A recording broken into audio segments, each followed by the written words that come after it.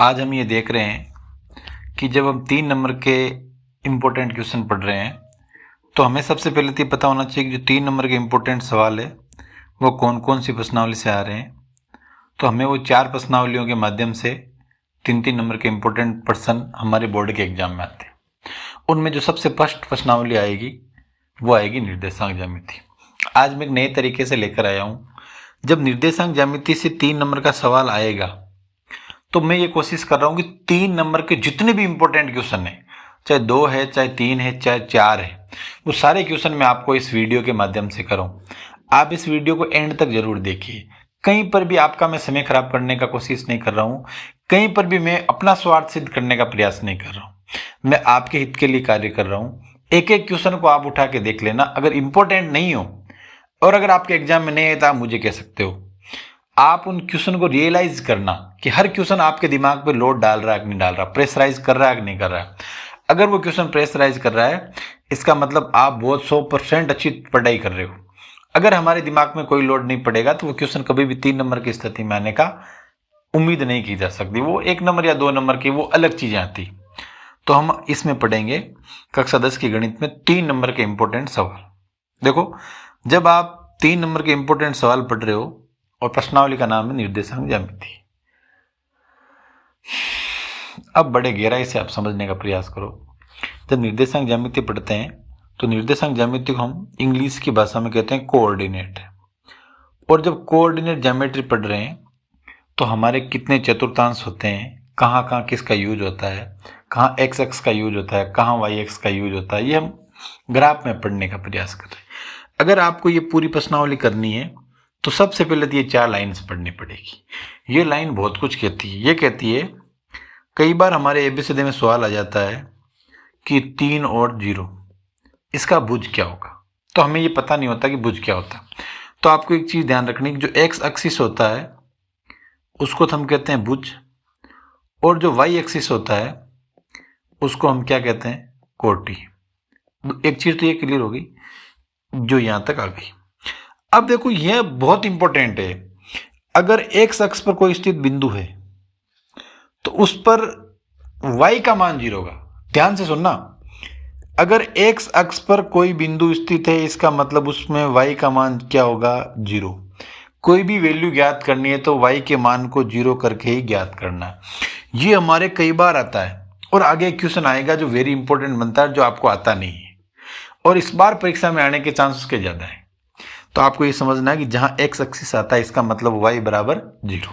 दूसरी चीज, अगर कहीं पर आता है y एक्सिस, मुझे बताओ जब x एक्सिस पर y बराबर 0 है तो x एक्सिस पर किसका मान 0 आएगा, x का मान 0 आएगा। तो इसके निर्देशांक क्या होंगे, 0 और y। ये देखो, तो y एक्स पर स्थित किसी बिंदु के निर्देशांक क्या होंगे, 0 y। ये 2 लाइन आपको अच्छी तरीके से याद होनी चाहिए। क्या क्या लाइन है, अगर x एक्सिस कह रहा है इसका मतलब उसमें y बराबर 0 है। अगर y एक्स पर कोई बिंदु स्थित है, इस निर्देशांक ज्ञात करने तो उसका मतलब उस पर किसका मान 0 है, x का मान 0 है। ये चीज थोड़ा सा आपको ध्यान रखना है। आगे कैसे यूज होगा वो हम इसको अच्छी तरीके से आगे पढ़ने का प्रयास करेंगे। अब देखो, बहुत अच्छा सवाल है। हमारे इस क्वेश्चन के माध्यम से 2 प्रकार के क्वेश्चन बनते हैं। पहला क्वेश्चन तो ये बनता है कि आप त्रिभुज का क्षेत्रफल ज्ञात करो, ठीक है। और दूसरा क्वेश्चन ये बनता है कि आप चतुर्भुज का क्षेत्रफल ज्ञात करो। तो मेरा आपसे एक ही कहना है, चतुर्भुज का और त्रिभुज का जब क्षेत्रफल ज्ञात करना है तो कोई भी चतुर्भुज होता है, ये तो आप भली भांति समझते हो, जब उसके 2 डिवाइड टुकड़े कर देते हैं तो 2 त्रिभुज से मिलकर एक चतुर्भुज का निर्माण होता है कि नहीं होता।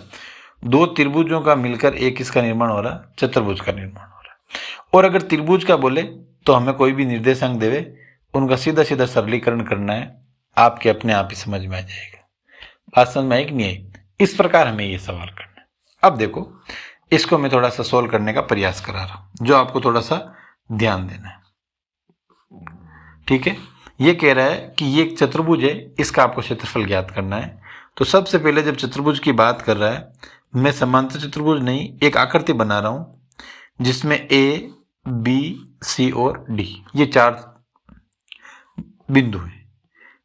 ए का मान -5 और 7 है, बी का मान -4 और -5 है, सी का मान -1 और -6 है, और डी का मान है 4 और 5। मैंने आपको बताया कि हमें इसको 2 टुकड़ों में डिवाइड करना है। कितने टुकड़ों में? ये 2 टुकड़ों में डिवाइड। इसका मतलब एक तो ये त्रिभुज क्षेत्रफल ज्ञात करेंगे पहला तो, और उसके बाद में जो करेंगे ये तो हमारा पहला त्रिभुज हो जाएगा और ये हमारा दूसरा त्रिभुज हो जाएगा, और इनको 2 त्रिभुज मानकर ही हम इनका क्षेत्रफल ज्ञात करने का प्रयास करेंगे। जब क्षेत्रफल ज्ञात करने का प्रयास कर रहे हैं तो त्रिभुज के क्षेत्रफल का सूत्र क्या होता है ये हमें आना चाहिए। तो मैं यहाँ लिख देता हूँ, त्रिभुज का क्षेत्रफल ज़्यादा कठिन नहीं है, बहुत ईजी है, बस हमें समझने में आना चाहिए कि किस प्रकार ये सूत्र को हम लिख सकते हैं। अगर लिखना आ गया तो हम बहुत अच्छी तरीके से इस सवाल को कर लेंगे, हमें कोई और किसी प्रकार की समस्या का सामना नहीं पड़े। देखो 1/2, उसके बाद में आपको बड़ा ब्रैकेट लगाना है, x1 लगा देना है, x2 लगा देना है और x3 लगा देना है, और इनके पहले प्लस लगा देना। मुझे बताओ इतना काम कर सकते हो नहीं कर सकते हो? अगर आप इतना काम कर सकते हो इसका मतलब बहुत कुछ कर सकते हो। आगे आपको ब्रैकेट लगाना है, यहाँ पर भी ब्रैकेट, सब जगह ब्रैकेट लगाना, ये ब्रैकेट, ये ब्रैकेट, ये और ये। अब आपको करनी है गिनती स्टार्ट। ये 1 आ गया तो y2 माइनस y3, ये 2 आ गया y3 माइनस y1, और ये 3 आ गया y1 माइनस y2। क्या ये त्रिभुज याद नहीं होगा क्या? मैं आपको कह रहा हूं ये सूत्र आप याद कर लो, गारंटी से कह रहा हूं ये सूत्र आप याद कर लो। 3 नंबर्स के कोई दुनिया की ताकत नहीं काटेगी। आप कैसे नहीं काटेगी? इस त्रिभुज से रिलेटेड हमारे 3 सवाल बनते हैं। पहला सवाल तो बनता है कि आप त्रिभुज का क्षेत्रफल ज्ञात करो, दूसरा सवाल बनता है कि आप चतुर्भुज का क्षेत्रफल ज्ञात करो, और तीसरा सवाल बनता है जब रेखाएं सररेख आ जाए। किस तरह आ जाए? समरेख। समरेख आए तो हमें कुछ नहीं करना, इसके बराबर शून्य करना। ये 3 सवाल इस एक सूत्र से हमारे सॉल्व होते हैं और ये हमें करना चाहिए। अब देखो, आप अगर हम मुझसे गुणा भाग जोड़ भाग की भी उम्मीद कर रहे हो तो फिर आपको बहुत बहुत धन्यवाद, क्योंकि आप फिर पढ़ना नहीं चाह रहे हो। अब आपको क्या करना, जैसे यहां लिखना है, देखो क्रमबद्धता से सवाल करना है। त्रिभुज एक का क्षेत्रफल, ठीक है, और इसी प्रकार हम नए तरीके से जब लिखेंगे तो ये लिखेंगे त्रिभुज 2 का क्षेत्रफल। तो ये सोल्व होने के बाद में आप यहां लिखोगे त्रिभुज 2 का क्षेत्रफल, और जब ये दोनों ज्ञात हो जाए तो त्रिभुज 1 का क्षेत्रफल प्लस त्रिभुज 2 का क्षेत्रफल, ये दोनों हमें जोड़ना है। अब देखो मैं यहां इसको सरल कर रहा हूं, तो मेरे पास ये 3 बिंदु है, तो ये x1 y1 हो गया, x2 y2 हो गया और x3 y3 हो गया। जब आप इस त्रिभुज की बात करो तो ये x1 y1, ये x3 y3, इसको आपको x2 y2 यहां ले लेना और कुछ भी नहीं करना। देखो छोटा छोटा परिवर्तन हमें करना पड़ेगा, बड़े समझ के साथ हमें ये सवाल करना पड़ेगा। तो मैंने यहाँ 1/2 लिख दिया, उसके बाद में x1 का मान कितना है -5, x2 का मान कितना है -4, x3 का मान कितना है -1। अब आपको y2 -3 -5 और -6, और इसके साथ में भी माइनस है तो यहाँ लिख दो। फिर आप क्या करो, कोष्टक लगा दोगे, ये y3 आ गया माइनस, और यहाँ पर 7 है तो ये आ गया 7, और आप इसी प्रकार देखोगे तो फिर वापस y1 आ गया 7, और y2 का मान कितना है। अब आप इसको सरल नहीं कर सकते? बिल्कुल कर सकते हो। इसी प्रकार आपको इन सूत्रों में मान यहाँ लिखना है और इन 3 चीजों का लिखना है, दोनों का आप अलग अलग क्षेत्रफल ज्ञात करके यहाँ एडिशन करो। अगर इसमें फिर भी आपको दिक्कत आती है, समझ में नहीं आता है, तो आप नीचे कमेंट बॉक्स जो लाइव चलते हैं आप उन पे लिख दो, मैं आपके एक कमेंट को पढ़ने का प्रयास करूंगा। फिर भी अगर आपको दिक्कत आती है तो मैं एक ग्रुप बनाता हूं, उसमें लगभग 250 बच्चे जुड़े हुए, 1-2 नहीं, लगभग अब तो 300 हो जाएंगे थोड़े दिनों बाद में। ये मेरे नंबर है, आप मुझे मैसेज करो प्रत्यक्ष रूप से, मैं आपके उस आंसर का मैं जवाब दूंगा, आपको सोल्व करके भी मैं दूंगा। लेकिन आप प्रयास करो, एक लाइन में आप आओ, ठीक है। आगे वाला सब मैंने आपको कहा कि इस त्रिभुज के क्षेत्रफल को आप याद करो, x1 y2 minus y3 plus x2 y3 minus y1 plus x3 y1 minus y2। और इसको याद करने के बाद में आप इसके बराबर 0 लगा दो। अगर आप 0 लगाते हो तो 0 लगाते ये किसकी शर्त हो जाएगी? मैंने आपको एक चीज बताई थी अभी थोड़ी देर पहले, और मैंने आपको ये कहा था कि आप इस क्षेत्रफल को याद करो, आपके 3 जगह काम आएगा। मैं आपको कहता हूं ये कमजोर सवाल नहीं है, और कमजोर कभी मानना भी मत, ये बहुत इंपॉर्टेंट सवाल है। जब परीक्षा में बैठते हैं ना, बच्चों की हवा निकल जाती है कि ये करना क्या है, लेकिन हम बार बार अभ्यास कर रहे हैं इसलिए हमें ये लगता है कि ये परीक्षा में आएगा। तो आपको क्या करना है, ये मान इसमें रखने, 1/2 को भूल जाओ आप। क्यों? कि ये उधर 0 में चला जाएगा। ये तो मैंने बस सूत्र था, इसलिए आप कंफ्यूज नहीं हो, इसलिए 7 लेकर आया। तो आप यहां लिखोगे 2, उसके बाद में आप लिखोगे k माइनस 3, उसके बाद में प्लस 4 माइनस के 3 और माइनस 3, ठीक है, y1 प्लस ये 6 आ गया, y1 का मान 3 और y2 का मान आ गया k, बराबर में क्या आएगा 0। अब ये हो गया 2, k प्लस माइनस और माइनस गुणा होने पर क्या आ जाएगा +3, और आपको पता है ये +4, ये हो गया -6, और जब आप इसको करोगे तो +6 3 माइनस k बराबर 0। अब आप इसको आगे सोल्व करो तो ये 2k आ गया, ये +6 आएगा, ये प्लस और माइनस गुणा होने पर -24 आ जाएगा, +18 आ जाएगा, और ये क्या आ जाएगा -6k बराबर 0। अब हमें इसको सोल्व करना है, k को k के साथ सोल्व करेंगे तो -4k, और ये 24 और ये 24, ये हो जाएगा +0 बराबर 0। तो आप मुझे बताओ k का मान कितना आएगा 0। बोलो, ये k का मान ही तो ज्ञात करना था आपको। इसमें आप मुझे बताओ कहां दिक्कत आ रही है आपको। अतः ये लो, ये विधिवत रूप से आप करो। अब आप मन चाहे जिसे कर रहे हो, यहाँ 0 नहीं लगा रहे हो, भूल रहे हो कहां पर कर रहे हो, विधिवत रूप से लाइन टू लाइन आप सवालों को करो। सवाल को करने में आपको आनंद आएगा, और जब सवाल को करने में आनंद आएगा तब हमें पता चलेगा कि हम वास्तव में पढ़ाई कर रहे हैं। क्या कर रहे हैं? पढ़ाई। और तभी किसी भी चीज को पढ़ने का असली आनंद आएगा। अब देखो, बहुत अच्छा सवाल है ये। अच्छे का मतलब नहीं है, बहुत अच्छा सवाल है। मैंने सारे सवाल वही निकाले जो एग्जामिनर को दिमाग में आते हैं कि ये सवालों में से मैं एक दूं। इजी सवाल तो सभी करते हैं, और जब आप ये कर रहे हो तो इसका मतलब ये तभी आएंगे आपको जब आपको इजी आ रहे हैं। ये कह रहा है कि एक वर्त, तो सबसे पहले तो आपको क्या बनाना है? वर्त। और वर्त आपको बनाना आता होगा, फिर भी हम बना लेते हैं। ये वर्त बना लिया, ठीक है। वर्त बनाने के बाद में कह रहा है कि ये ए बी है। क्या है? ये ए है, ये बी है, ये इस वर्त का व्यास है।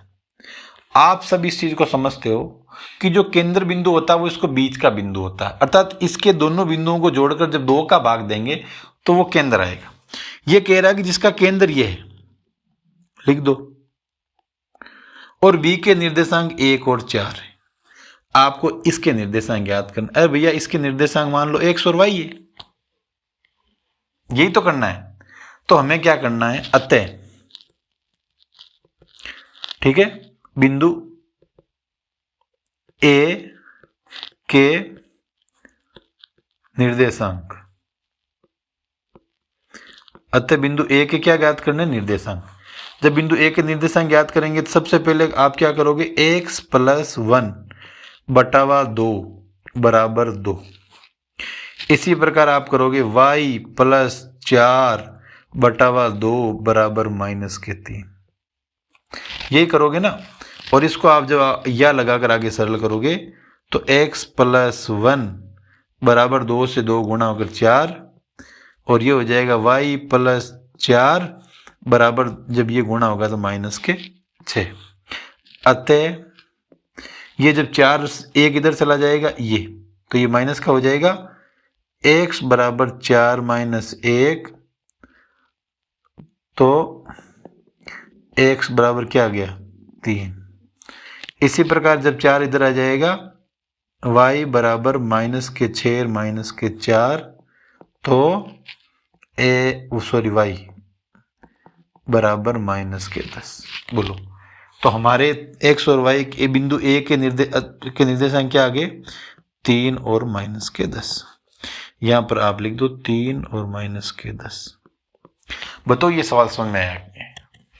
अरे भैया सवाल कठिन नहीं है, हमारे पढ़ने का पैटर्न कठिन है, हम पढ़ने का प्रयास नहीं कर रहे हैं, हम समय नहीं दे रहे। अगर आप समय दोगे तो आपको किसी प्रकार की समस्या का सामना नहीं करना पड़ेगा। और मैथ्स को पढ़ने का जितना आनंद आता है, मुझे नहीं लगता कि और किसी विषय को पढ़ने में इतना आनंद आता। क्या आता है? नहीं आता। बाकी चीजों में बहुत सारी चीजें ज्ञात करनी पड़ती। अब इस सवाल को आप क्या कहोगे? मैंने जो सवाल लिए हैं ना, अगर आपको जो भी पढ़ाते हैं, चाहे आपके इर्द गिर्द जब 10वीं में पढ़ रहे हो, तो कोई तो मैथ्स आपको पढ़ा ही रहा होगा, भले ही आपके अध्यापक नहीं हो। आप उनको कहना कि ये सवाल कैसे है, मैंने आपको ग्रुप में भेजे। अगर कोई कह देंगे ना ये सवाल सही नहीं है, तो आप मुझे मैसेज कर देना, मैं वीडियो बनाना बंद कर दूंगा। मैं हर युवा के लिए कार्य कर रहा हूं, हर स्टूडेंट के लिए कार्य कर रहा हूं, जिनके कहीं ना कहीं छोटी छोटी समस्या है, निडरता नहीं होती है, कई बार संकोच कर लेते हैं, कई बार पूछने में झिगझिगाहट हो जाती है, बहुत सारी चीजें मैं समझ सकता हूँ स्टूडेंट की परिस्थितियां क्या होती है। तो मैं समझ रहा हूँ इस चीज को, मैं काफी समय से पढ़ा रहा हूँ गवर्नमेंट स्कूल में, ठीक है ना। इस चीज को मानकर मैंने ये प्रयास किया। अब देखो, ये समांतर चतुर्भुज की बात कर रहा है, तो आपको समांतर चतुर्भुज के बारे में पता होना चाहिए। चलो कोई दिक्कत नहीं पता है तो मैं बता देता हूं। कक्षा 8 में समांतर चतुर्भुज आता है, और जब 8 में समांतर चतुर्भुज आता है, समांतर चतुर्भुज से जुड़े सवाल आते हैं। क्या आते हैं? एक तो सवाल आता है सामने वाली भुजाओं से संबंधित, कि ये देता है x + 3 = 4, तो x का मान ज्ञात करना। तो हम क्या कर देते हैं, इन दोनों को बराबर कर देते हैं। क्यों? कि समांतर चतुर्भुज की आमने सामने की भुजाएं हमेशा बराबर होती। दूसरी चीज, समांतर चतुर्भुज के आमने सामने के जो कोण होते हैं वो भी बराबर होते हैं, ठीक है। और तीसरी चीज होती है कि इनके जो विकर्ण होते हैं ये एक दूसरे को समद्विभाजित करते हैं और बराबर होते हैं। ध्यान रखना, विकर्ण एक दूसरे को समद्विभाजित करते हैं और बराबर होते हैं, ये चीज आपको ध्यान रखना है। और ये चीज ध्यान रख ली तो आपका ये सवाल हो जाएगा। अब ये सवाल आपको क्या कह रहा है, इसको समझो आप। ये सबसे पहले तो आप क्या करो, ये बनाओ बड़ा, फिर यहां लिख दो a या b या c, और यहां क्या लिख दिया d। निर्देशांक आगे 6 और 1, 8 और 2, 9 और 4, और p और 3, और p का मान ज्ञात करना है। तो आपको क्या करना है, 6 और 9 को जोड़ना है और 2 का भाग देना है, और ये दोनों बराबर किसके होंगे, 8 + p/2 के। ये x का मान ज्ञात हो। दूसरा आपको पता ही है ये y का है, तो हमें p का ही मान निकालना, और किसी का निकालना नहीं है। 6 + 9 है ये देखो, और कोई मान दिया हुआ नहीं है तो आपको कोई समस्या नहीं आएगी। तो हमारा एक ही होता है, ये देखो इनके आपके x के निर्देशांक, अगर आपके y के भी कहीं q और r आता तो हम इसी प्रकार निकाल देते। तो ये हो गए 15/2 बराबर हो गए 8 + p/2। p की को 2 का कोई मतलब नहीं है, कट जाएंगे, तो 15 = 8 + p, ये 8 इधर आ जाएगा तो 15 - 8 = p, तो p बराबर क्या आ गया 7।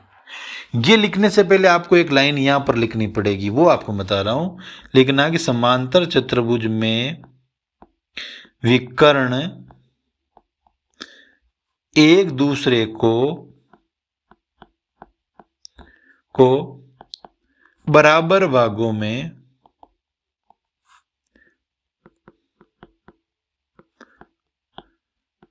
समद्विभाजित करते हैं। हालांकि समद्विभाजित करने का मतलब ही बराबर होते हैं, और वो आपस में क्या होते हैं, बराबर होते हैं, ठीक है कि नहीं। और जब बराबर होते हैं तो आपको ये लाइन लेकर आनी।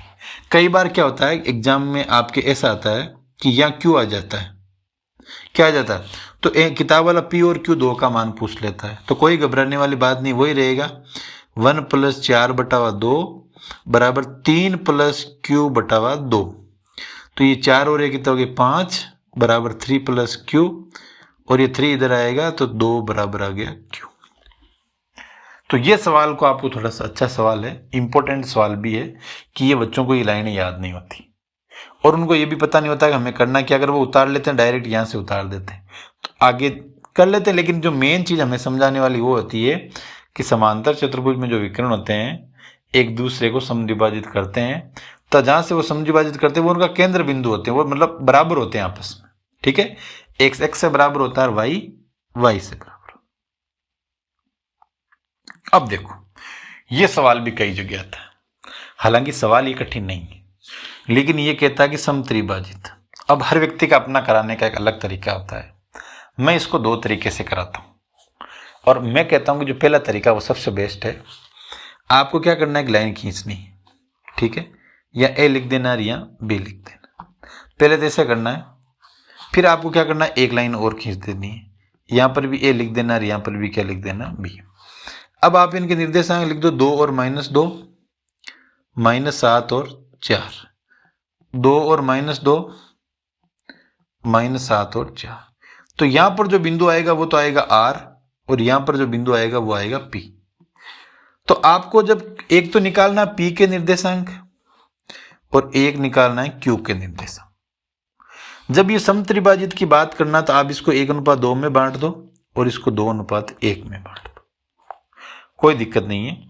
और आपको विभाजन सूत्र आना चाहिए, विभाजन सूत्र के बिना कुछ नहीं होता है। मैं यहाँ साइड में लिख देता हूँ, यहाँ लिख देता हूँ m1 x2 + m2 x1, ठीक है। आप कोशिश ये करो कि x1 हमारा पहला है, क्या है x1 पहले, इसलिए m2 x1 + m1 x2 बात एक ही है, बटावा m1 + m2। इसी प्रकार m2 y1 + m1 y2 बटावा m1 + m2। ये जो मान है ये हमारा m1 m2 होगा, ये जो मान है ये m1 होता है और ये क्या होता है m2 होता है, ये m1 होता है और ये क्या होता है m2। ये चीज हमें छोटी छोटी ध्यान देनी चाहिए। अब देखो हम इसको कैसे सरल करते हैं।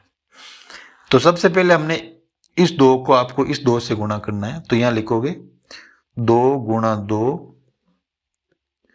उसके बाद में प्लस लिखोगे और उसके बाद में लिखोगे a × -7 और 1 + 2। ये तो हो गया x का। y में आप क्या करोगे, 2 को -2 से गुणा करोगे प्लस 1 को गुणा करोगे 4 से, 2 + 1। जब हम इसको सरल करेंगे तो सरल करते समय हमें क्या करना पड़ेगा, ये 2 और 2 कितने हो गए 4, ये -7/3, ये हो गया -4 + 4/3, तो ये तो 0 हो गया और ये हो गया -1 और ये आ गया 0। ये जो निर्देशांक आया किसका आया, P का, किसका आया। इसी प्रकार आपको Q का निर्देशांक याद करके मुझे बताना है और ये भी बताना है कि आपको कितना समझ में आया, कहां आपको दिक्कत आई। और ये बहुत अच्छा सवाल है, सारे सवाल एक से बढ़कर एक, मजा आ जाता पढ़ने के लिए, और आपको ये सवाल मानकर सरल करने। आगे वाला सवाल ये कठिन नहीं है लेकिन अच्छा सवाल है, दूरी सूत्र से जुड़ा हुआ सवाल है, ठीक है, क्योंकि दूरी भी हमारे कोर्स में है, हम भूल नहीं सकते, ठीक है कि नहीं। ये कह रहा है कि इनके बीच की दूरी कितनी है 10। तो सबसे पहले आपको क्या करना है, ये P और Q की बात कर रहा है तो यहाँ P लिख दो और यहाँ Q लिख दो, और आपको बीच की दूरी किसकी याद करनी है, PQ की। और हमारा सूत्र ये होता है x1 - x2 का स्क्वायर प्लस y1 - y2 का स्क्वायर, ये दूरी सूत्र होता है, ठीक है कि नहीं। और जब ये दूरी सूत्र होता है तो ये कह रहा है कि ये मान है 10, अंडरूट लगा दो, 2 माइनस 10 का square plus minus 3 minus y का होल स्क्वायर। अब यहां बड़ी पेचीदे वाली बात आती है। अब हमें क्या करना है, इस अंडररूट को हटाना है, और अंडररूट को हटाने के लिए हमें क्या करना पड़ेगा, दोनों तरफ क्या करना है, वर्क। और जब दोनों तरफ वर्क करेंगे तो यहां तो आ जाएगा 100 और ये हट जाएगा, तो ये ठीक है, तो 10 में से 8 गए थे, आ गया माइनस का 8 का स्क्वायर और प्लस माइनस 3 माइनस वाई का होल स्क्वायर। तो ये 100 आ गया और ये आ गया 64। यहां बड़ी धमाकेदार वाली बात आएगी जो आपको ध्यान रखना है। देखो, हमें गणित पढ़ते हैं तो बहुत सारे बेसिक फॉर्मूले होते हैं, वो याद होने चाहिए। जैसे a प्लस बी का होल स्क्वायर का याद होना चाहिए, a माइनस बी का होल स्क्वायर का याद होना चाहिए, a square minus b square का भी याद होना चाहिए। अब याद भले आपको नहीं हो, लेकिन याद करना जरूरी है। इसका होता है a square plus b square plus 2ab। मैं तो कहता हूं आप ये याद कर लो, बाकी याद मत करो, भूल जाओ बाकी को। और हमें क्या करना है, जैसे इस -3 को कोष्टक में ले लो और यहां लगा दो प्लस, या इस माइनस वाई को कोष्टक में ले लो और इसका पूरा का स्क्वायर कर दो। ये अंदर एक जो भी माइनस है आपको, तो ये एक ही सूत्र याद करना। तो हम इसको करेंगे तो क्या हो जाएगा, -3 का स्क्वायर प्लस माइनस वाई का स्क्वायर प्लस 2 माइनस का 3 माइनस का वाई, और ये आ गया 64 और ये इधर आ गया 100। ऐसा नहीं लिख सकते। और जब ये लिखेंगे तो ये 64 में से 100 में से 64 इधर आने हो जाएगा 36। और ये चीज देखोगे 3 को माइनस से तो ये प्लस 9 हो जाएगा, ये वाई स्क्वायर हो जाएगा, और इनको आप जब सरल करोगे तो ये हो जाएगा 6y। अब हम इसको सरल करेंगे तो ये 9 इधर आएगा, तो ये क्या हो जाएगा, Y square plus 6y minus का कितना हो जाएगा 27 बराबर 0। अब देखो पूरा गेम यहां आ गया। ये मैंने आपको फॉर्मूला लिखा है, याद हो गया होगा। और पूरा गेम यहां आने के बाद में आपको क्या करना है, ये जो है सवाल, ये यहां मैं लिख देता हूं। इस 6 के इस प्रकार के टुकड़े आपको करने हैं कि जोड़ने घटाने पर 6 आए और गुणा करने पर -27 आए। कितना है, तो आपको ये करना, y square plus 9y minus 3y minus 27 बराबर 0। आगे आपको करना है, मैं कर सकता हूं लेकिन मैं करूंगा नहीं। अरे भैया, आप भी तो 10वीं बोर्ड में पढ़ रहे हो ना, आपकी भी तो ड्यूटी बनती है, थोड़ी सी ड्यूटी आपकी बनती है कैलकुलेशन करने की। और जब आप कैलकुलेशन करोगे तो आपके मन में आएगा कि आप पढ़ रहे हो, वरना लगेगा कि हम तो देख रहे हैं, बोर हो जाओगे। पेन कॉपी हाथ में होना बड़ा ही जरूरी है, ठीक है नहीं। अब देखो सबसे लास्ट और सबसे तगड़ा सवाल, और इसको मान लो कि परीक्षा में देखो, ये यहाँ वाई एक्स आया, तो पहली चीज तो यही कि भैया यहाँ एक ए एक्सिस भी तो आ सकता है, बिल्कुल आ सकता है। जब एक्स एक्सिस आए तब उत्तर कैसे करेंगे, वाई एक्स कैसे आएगा। तो ये लिखा है जब एक्स एक्स पर होता है तो निर्देशांक x0 होगा, और वाई एक्स पर होगा तो निर्देशांक होगा 0y। तो मतलब ये है कि अगर y का आपको ज्ञात करना है तब तो x के मान को 0 करना है, क्योंकि ये 0 होता है। और x अक्ष पर करना है तो आपको y का मान 0 करना है, क्यों कि ये हमें किताब वाला कह रहा है, मैं नहीं कह रहा हूं। और ये किताब की लाइन है आपकी, मैं लेकर आया हूं आपके सामने ताकि आपको समझ में आए। अब देखो, ये पहले तो पूछ रहा है कि ये दो बिंदु है ए और बी, ठीक है। ये 5 और -6 -1 और -4 जोड़ने वाले रेखाखंड को वाई एक्स किस अनुपात में विभाजित करता है। वो तो अपन ध्यान को नहीं, जरा आप कहेंगे के अनुपात 1 मान लिया कि ये दोनों बिंदु एक दूसरे को के अनुपात 1 में विभाजित करते हैं। और आपको विभाजन सूत्र तो आता होगा, उस विभाजन सूत्र के अनुसार आप इनको सोल्व कर दो। 5 माइनस के बटावा के प्लस 1, ठीक है। इसी प्रकार माइनस का 6 माइनस का 4 के बटा के प्लस 1। अब सबसे पहले तो आपको वाई एक्स का करना है, फिर यहां करना है एक्स एक्स का। जब आपको वाई एक्स को करना है तो किसको 0 करना है, एक्स को। ये लो 5 माइनस के बटा के प्लस 1 बराबर 0। तो ये तो दोनों इधर गुणा होने पर 0 हो जाएगा, तो माइनस के बराबर 0 या के बराबर 5। तो ये किस अनुपात में विभाजित करेगा? 5:1 में। क्यों कि ये एक तो पहले ही, यहां हमें के की जगह क्या लगना है? 5। जब वाई एक्स की बात आई और जब एक्स एक्स की बात आई तो 6 - 4 के बटा के प्लस 1 बराबर 0।